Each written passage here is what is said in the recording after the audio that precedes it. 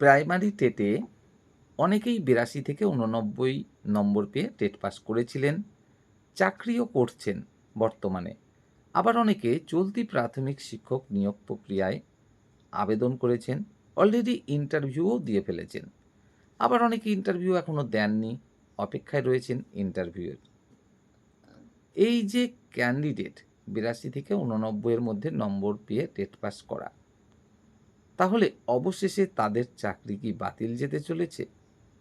কিংবা যারা চলতি নিয়োগ প্রক্রিয়ায় আবেদন করেছেন, তাদের আবেদনপত্র সেটা কি অবশেষে বাতিল হতে চলেছে? চলুন জানার চেষ্টা করি আজকের এই ছোট্ট ভিডিওতে। দেখুন, আপনারা এর আগের যে প্রাথমিক শিক্ষক নিয়োগ প্রক্রিয়া সেখানে খেয়াল করে দেখেছেন ১১,৭৬৫ ভ্যাকেন্সিতে নিয়োগ হয়েছিল। সেখানে প্রচুর সংখ্যক ক্যান্ডিডেট ছিল যারা ৮২ থেকে ৮৯ এর মধ্যে নম্বর পেয়ে প্রাইমারি টেটে পাস করেছিল এবং বর্তমানে তারা কর্মরত। ঠিক তার আগের নিয়োগে অর্থাৎ ১৬,৫০০ সেখানেও প্রচুর সংখ্যক ক্যান্ডিডেট আছে যারা ৮২ থেকে ৮৯ এর মধ্যে নম্বর পেয়ে চাকরি করছে। তার আগের নিয়োগ প্রায় ৪৩,০০০-এর কাছাকাছি, সেখানেও প্রচুর ক্যান্ডিডেট আছে যারা ৮২ থেকে ৮৯ এর মধ্যে নম্বর পেয়ে টেট পাস করে চাকরি করছে বর্তমানে। তো যাই হোক, এই যে ক্যান্ডিডেটরা ৮২ থেকে ৮৯ এর মধ্যে নম্বর পেয়ে টেট পাস করেছিলেন এবং তারপরে ইন্টারভিউর জন্য বা প্রাথমিক শিক্ষক নিয়োগ প্রক্রিয়ার জন্য আবেদন করেছিলেন এবং অবশেষে ফাইনালি সিলেক্টও হয়েছেন এবং চাকরিও করছেন বর্তমানে। কিংবা যারা এই চলতি প্রাথমিক শিক্ষক নিয়োগ প্রক্রিয়া ১৩,৪২১ এখানে আবেদন করেছেন, প্রত্যেকের ক্ষেত্রেই কিন্তু একটা সমস্যাজনক দিক, সেটা হলো এই যে ওবিসি সার্টিফিকেট বাতিলকরণ কিংবা SC/ST সার্টিফিকেট বাতিলকরণ। বিষয়টা কীরকম? বিষয়টা হচ্ছে এরকম, ২০১০ সালের আগে ৬৬টি সম্প্রদায় ওবিসি হিসাবে ছিল। শুধুমাত্র তাদেরই সার্টিফিকেট বর্তমানে ভ্যালিড, বাকি সম্প্রদায়গুলোর ওবিসি সার্টিফিকেট বর্তমানে কিন্তু ভ্যালিড নয়। তাদের মধ্যে যারা অলরেডি চাকরি করছেন ৮২ থেকে ৮৯ এর মধ্যে নম্বর পেয়ে টেট পাস করে, তাদের ক্ষেত্রে কি হতে চলেছে? না, কোনো রকম সমস্যা কিন্তু তাদের ক্ষেত্রে নেই। ৮২ পান, ৮৩ পান, ৮৪, ৮৫, ৮৬, ৮৭, ৮৮, ৮৯ যাই পান না কেন, সেক্ষেত্রে কোনো সমস্যা নেই।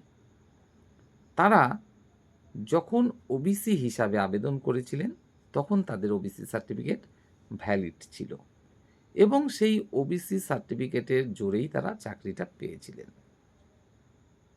এবং আদালত থেকে যেটা জানানো হয়েছে, যদি কোনো ক্যান্ডিডেট ওই ওবিসি সার্টিফিকেটের মাধ্যমে কিছু সুযোগ সুবিধা নিয়ে থাকে, তাহলে সেটা আর কেড়ে নেওয়া হবে না।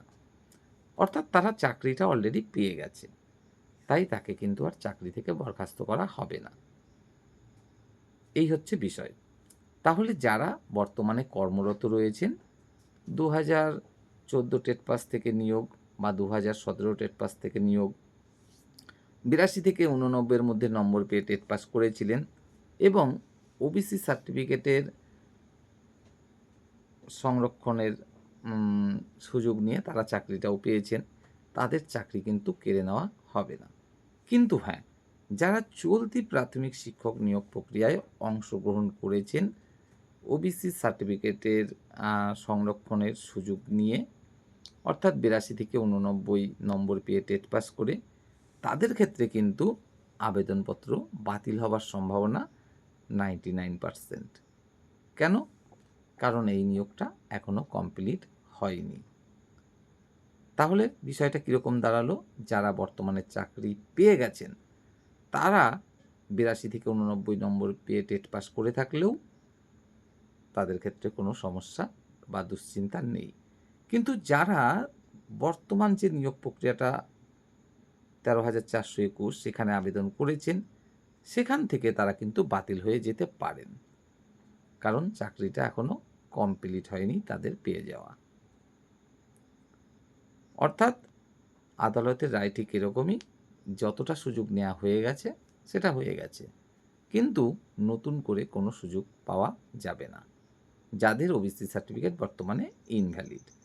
ঠিক একই রকমভাবে এসসি এসটির ক্ষেত্রে যদি বলি, সেখানেও আমরা দেখব প্রত্যেকটা টেট পরীক্ষার ক্ষেত্রে প্রচুর সংখ্যক ক্যান্ডিডেট 82 থেকে 89 এর মধ্যে নম্বর পেয়ে টেট পাস করেছেন, এবং কেউ বা বর্তমানে কর্মরত, কেউ বা বর্তমানে নিয়োগের জন্য আবেদন করেছেন, ইন্টারভিউ কেউ দিয়ে ফেলেছেন, কেউ বা অপেক্ষায় আছেন ইন্টারভিউ। তাদের ক্ষেত্রে 82 থেকে 89 এর মধ্যে নম্বর যদি পেয়ে থাকা ক্যান্ডিডেট থেকে থাকে, আর আছে তো অবশ্যই, সেক্ষেত্রে অনেকেই কিন্তু ইনভ্যালিড হয়ে যেতে পারে। আপনারা বলবেন যে, না দাদা, 82 থেকে 89 এসসি এবং এসটিদের ক্ষেত্রে এরকম তো কোনো ব্যাপার নেই। এসসিদের তো কোনো সম্প্রদায়কেই বাতিল করা হয়নি। কোনো নির্দিষ্ট সম্প্রদায়েরকেই তো ওবিসি এসসি বা এসটি রিজার্ভেশন থেকে বাদ দেয়া হয়নি। তাহলে 82 থেকে 89 এর মধ্যে যদি কোনো এসসি বা এসটি ক্যান্ডিডেট পেয়ে পাস করে থাকে, তাহলে তার আবেদনপত্র কেন বাতিল হবে? অবশ্যই আছে কিছু কারণ। সেটা হচ্ছে ঠিক এরকম, বর্তমানে এসসি এসটি সার্টিফিকেটও কিন্তু ভেরিফিকেশন চলছে। কারণ এরকমটাই কিন্তু মনে করা হচ্ছে যে প্রচুর সংখ্যক এসসি এবং এসটি সার্টিফিকেট সেটা কিন্তু অবৈধ রয়েছে। অর্থাৎ কেউ কাউকে ধরে অন্য কোনো অসৎ উপায়ে সে সার্টিফিকেট বের করেছে। প্রকৃত সে এসসি বা এসটি ক্যান্ডিডেট নয়। সেই কারণেই এই ভেরিফিকেশান। এবার দেখা যাচ্ছে কোনো একজন জেনারেল ক্যান্ডিডেট কিংবা কোনো একজন ওবিসি ক্যান্ডিডেট ছিল, কিন্তু বর্তমানে সে আবার ইনভ্যালিড ওবিসি হিসাবে। তেমন ক্যান্ডিডেটরা কেউ এসসি বা এসটি সার্টিফিকেট বের করেছে অবৈধভাবে। প্রকৃত সে এসসি নয়, এসটিও নয়, সে অবৈধভাবে এসসি বা এসটি সার্টিফিকেট বের করেছে। তাহলে এই ভেরিফিকেশানে কী হবে?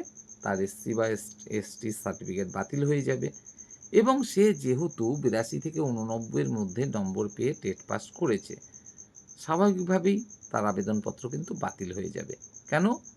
কারণ সে তো একজন জেনারেল ক্যান্ডিডেট, তাকে টেট পরীক্ষায় পেতে হবে ন্যূনতম 90 নম্বর, কিন্তু সে তো পেয়েছে 82 থেকে 89।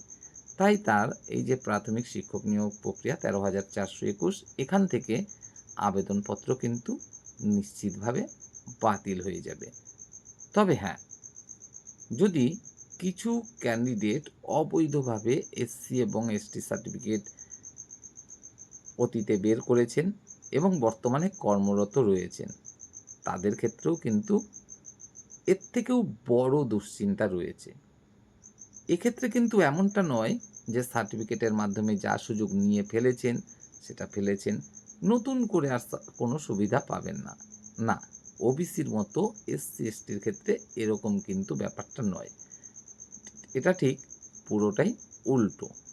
যদি দেখা যায় কোনো ক্যান্ডিডেট, তিনি একজন জেনারেল ক্যান্ডিডেট, অথচ এসসি বা এসটি কোনো সার্টিফিকেট অবৈধভাবে তিনি বের করেছিলেন এবং বর্তমানে কোনো একটা চাকরিতে কর্মরত রয়েছেন।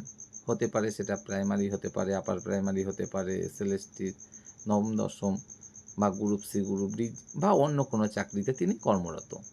সেক্ষেত্রে তার কিন্তু আরও বড় সাজা হতে চলেছে। কীরকম? প্রথমত, তার সার্টিফিকেট অবশ্যই বাতিল হবে।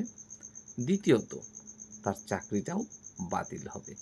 শুধু তাই নয়, এমনকি তার যে স্যালারি এতদিন ধরে তিনি পেয়েছেন সেটা রিটার্ন পর্যন্ত করতে হতে পারে। শুধু তাই নয়, এমনকি তাকে জেলও খাটতে হতে পারে। কেন? কারণ ওবিসির ক্ষেত্রে আমরা দেখেছিলাম সরকারের অনুমোদন ছিল, তাই তাদের ক্ষেত্রে কিন্তু কোনো সমস্যা নেই, যারা সেই সময়ে চাকরি পেয়ে গেছেন ওবিসি সার্টিফিকেটের মাধ্যমে। আর এক্ষেত্রে কিন্তু তেমনটা নয়, সরকারের কোনো অনুমোদন নেই যে ভাই তুমি চুরি করে সার্টিফিকেট বের করো। সে তো একজন জেনারেল ক্যান্ডিডেট, কেন সে অবৈধভাবে এসসি এসটি সার্টিফিকেট বের করবে? কেন সেই সুবিধা গ্রহণ করবে? এটাই তো কোনো সরকারের অনুমতি নেই, অথচ করেছে। তাই সাজা কিন্তু একটু আধটু না, বিরাট বড় সাজা তাদের জন্য কিন্তু অপেক্ষা করছে।